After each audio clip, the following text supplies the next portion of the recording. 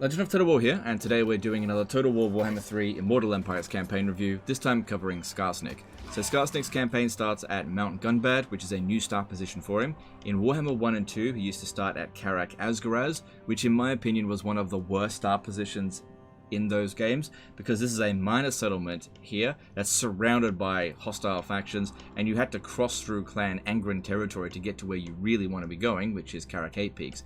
Now, you don't have to go through Clan Angren, you have to go through Karak, and we'll get to that in a minute.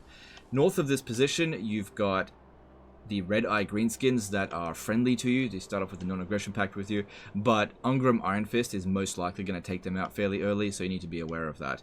Now, Mount Gunbad itself is also an extremely rich settlement, even for the Greenskins, because you've got access to the gold building, but then you've also got access to your standard money building as well. In Warhammer 3, the gold building across the board is not worth that much more than just regular finances, but you can build both in the province, so it can basically double up, or even a bit more so, on your finances there. To the south over here, you're going up against the Bloody Spears Greenskins, and unfortunately he doesn't have a Wurzag situation here, where you could just confederate these guys on turn 1. That would be overpowered if it was the case, because the faction leader of the Bloody Spears is standing right next to Thorgrim Grudgebearer, who will 100% wipe him out on turn 1. But if you were able to confederate him, that'd be overpowered, because they start off with 4 settlements, and just grabbing that straight away would not really be very fair. But anyway, taking these guys out here is fairly easy because all their forces are split apart and you can very quickly recruit. Now, after you've taken out the Bloody Spears, you will probably have to fight Thorgrim Grudgebearer. He's going to hate you, he's going to notice you, and he'll probably declare war on you. So you're better off declaring war on him first, but it just depends on who gets to it. Now, you're in a pretty good position to actually fight dwarfs in the early game because of sort of the uniqueness to Skarsnik's campaign, because Skarsnik doesn't recruit orcs, right? You can't recruit any orcs until you've obtained Karak 8 Peaks, but you don't need orcs. Early game orcs don't have much armor piercing and they're kind of slow. Goblins are the way to go, right? Upkeep and recruitment cost reduction minus 40% for goblin units, which include Nasty Skulkers, which you've already got a building available there on turn 1. Spamming these units out in the early game will ensure that Thorgrim Grudgebearer doesn't stand a chance. You don't need to just roll in with 1 full stack. Why not roll in with 2? Or I don't think you'll get 3 on by the time you start fighting him. But you can out-recruit Thorgrim Grudgebearer because you get more recruit slots.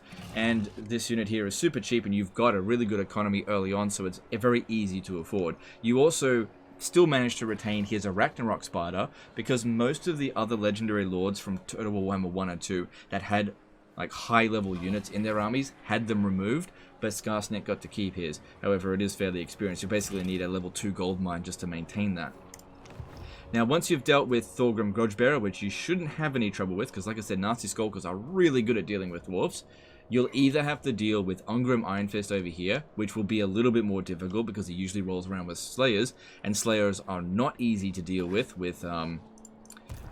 Nasty Skulkers due to them having primarily armor piercing, and Slayers not wearing any armor is a bit of a problem.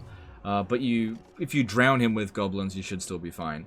Especially if you've got Karak, because it's another settlement with gems, which is just as valuable as gold. Now, another problem that you might encounter is Tretch Craventail, who starts around over here. Now, with Tretch, you can manage to become at least sort of neutral with him. Appeasing him is highly advisable. You don't really want to be fighting distraction forces anywhere out this way. You don't really have a choice with the dwarfs, but you do have a choice with Tretch Craventail. Just have him fight out over here and leave you alone. So do what you can to appease him, because where you really want to be going is to Karak 8 Peaks. You want to be completing your sort of campaign objectives and getting bonuses from that, because you've got a unique building chain available at Karak 8 Peaks. But until you own Karak 8 Peaks, you're going to have a -2 public order penalty to all provinces. Now, that -2 penalty probably isn't going to matter that much unless you're playing on legendary difficulty, so that's something to keep in mind. If you want to mitigate that a fair bit, you can get Skarsnik's Prodder as soon as he reaches rank 7, which will provide control +3 all provinces. In addition to that, just getting high reputation will basically mitigate this problem here, so it's not really going to be that much of an issue. Now, Skarsnik as a legendary lord is kind of meh. He's a melee lord, doesn't have any spell casting, and, well, he technically has a bit of a spell with this, but doesn't use up winds of magic, it's just a magic missile. He's a melee lord that doesn't have a mount. He's relatively slow compared to other legendary lords.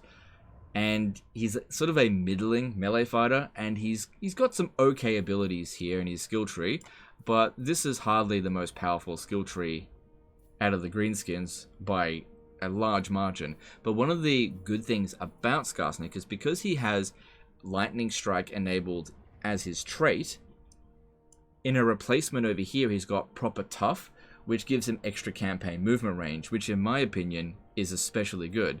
So he's got some things over here that will provide a fair bit of bonuses for you and your faction.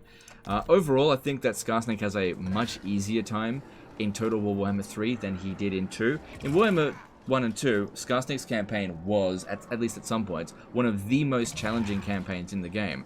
But in Warhammer 3, I think it's got not a comfortable campaign, it's like a medium campaign. It's not difficult, it's not super easy.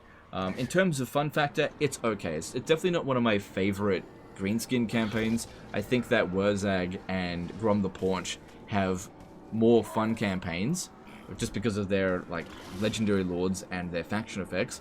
But I think the race for Karak A-Peaks is kind of interesting. And Skarsnik has all the tools that he needs to deal with it, because this start position here is pretty damn good. In terms of optimal difficulty for fun, I would probably play this on either very hard or legendary, but really you can play on any difficulty and it'll be fine, because it is a reasonably comfortable start position that I think that newer players of the greenskins would be able to manage without too much difficulty, as long as you're not playing on a difficulty level that is beyond you. But just all just takes practice. So overall, I think it's a fun campaign, but not my favorite greenskin campaign. I would highly recommend playing Grom the Paunch or Wurzag first.